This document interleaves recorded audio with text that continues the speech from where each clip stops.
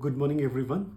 आज हम reading series में बात करेंगे एक ऐसी हैबिट की जो हमारे लिए एक्सट्रीमली डेंजरस है और अपने स्कूल सिस्टम के 12 साल हम इसकी प्रैक्टिस करते हैं। इवन कॉलेज, हायर एजुकेशन और फिर जॉब्स में आने के बाद भी हम इसे कंटिन्यू करते हैं और ये हमारा बहुत ज़्यादा नुकसान करती है। कौन सी है वो हैबिट और क्यों हम उसकी प्रैक्टिस करते हैं, जिस कारण से हम पूरी लाइफ जो है अपना बहुत बड़ा टाइम, बहुत सारी चीज़ें मिस कर देते हैं। देखिए, रीडिंग हैबिट्स की जब हम बात करते हैं तो हमें जाना पड़ता है अपने स्कूल एजुकेशन में, स्कूल सिस्टम में, कि कैसे छोटी उम्र से हम पढ़ना शुरू करते हैं।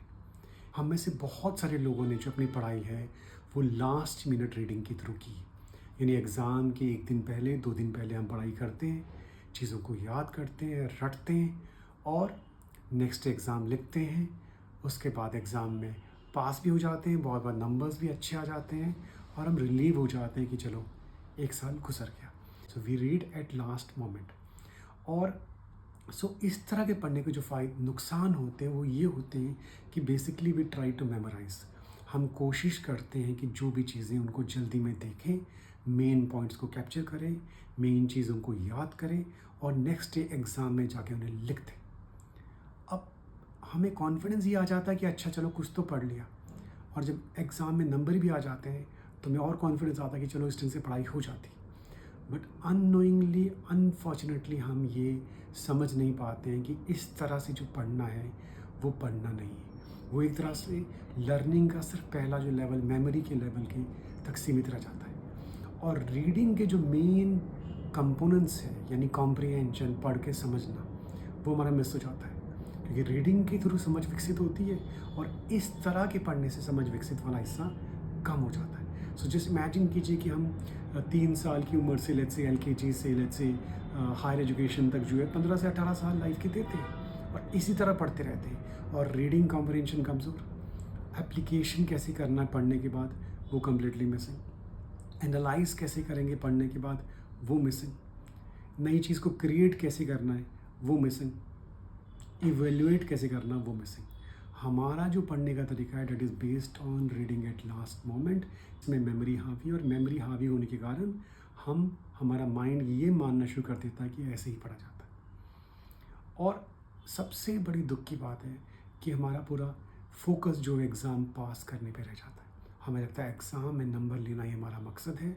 रीडिंग को हम जोड़ देते हैं एग्ज़ाम के साथ, और हमारी society, teachers, parents, all of us are behind this only. So reading का जो मेन गोल था, पढ़ के समझना, कॉम्प्रिहेंड कर पाना, और उस कॉम्प्रिहेंशन का यूज़, उस एप्लीकेशन का यूज़ लाइफ में कर पाना, वो बिल्कुल डिस्कनेक्ट हो जाता है। और तभी हम कहते हैं कि जो पढ़ा हमने वो लाइफ में कहीं काम में नहीं आ रहा। एंड वी स्टार्ट सेइंग कि हमारा एजुकेशन सिस्टम बहुत बेकार है। ऐसा नहीं कि हमारे एजुकेशन सिस्टम में सारी चीज़ें खराब है। एक बहुत बड़ा हिस्सा हम पढ़ते हैं कैसे है, हम किसके लिए पढ़ते हैं, वो एक बहुत कमज़ोर कड़ी नज़र आती है। इस तरह के से पढ़ना जो है, इस तरह से जो रीडिंग की हैबिट है, वो एक्सट्रीमली डेंजरस है हमारे लिए। और उसका दूसरा बड़ा हिस्सा देखिए, जब हम इस तरह से पढ़ते हैं तो हमारा रीडिंग जो है वो अचीवमेंट से जुड़ जाता है। यानी हम सिर्फ इसलिए पढ़ रहे हैं बिकॉज हमें कुछ अचीव करना है। हम प्रोडक्ट की तरह से जो है लर्निंग को, रीडिंग को, स्टडीज़ को देखते हैं, यानी हासिल करना ही हमारा एम बन जाता है।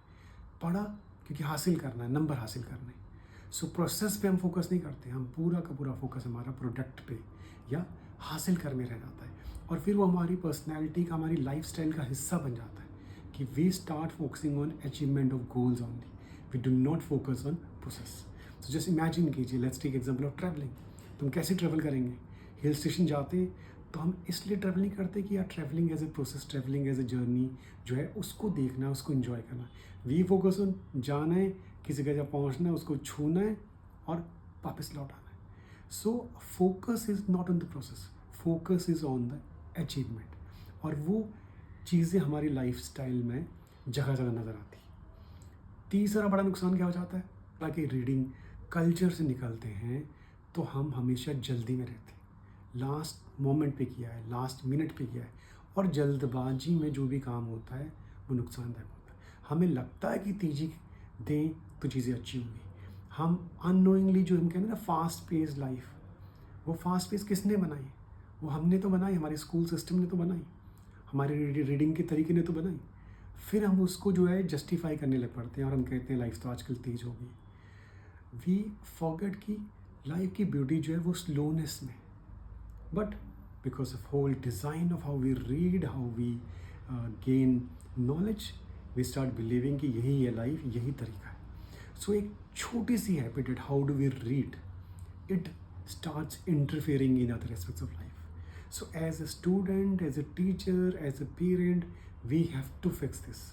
जब तक हम ये last minute reading, last moment reading, जिसमें बेसिकली पढ़ना नहीं होता, रटना होता है, याद किया अगले दिन उगल दिया, जब तक इसको नहीं बदलेंगे तब तक हम लर्निंग की जो प्रोसेस है उसको नहीं पकड़ पाएंगे। सो ओवरऑल हमारा नॉलेज को देखने का नज़रिया, पढ़ने को देखने का नज़रिया, वो शायद उस तरह से विकसित नहीं हो पाएगा जिस तरह से होना चाहिए। And it's so common. और इसके अदर नुकसान क्या? Stress, anxiety, worry, because we fail to appreciate the beauty of reading. It's all about भाई पढ़ना है, एग्ज़ाम देना है, पढ़ना है, एग्ज़ाम देना है। एग्ज़ाम ज़रूरी है, एग्ज़ाम के लिए पढ़ना ज़रूरी है, बट वाई लास्ट में? Why not start from the beginning? Why not start reading on daily basis?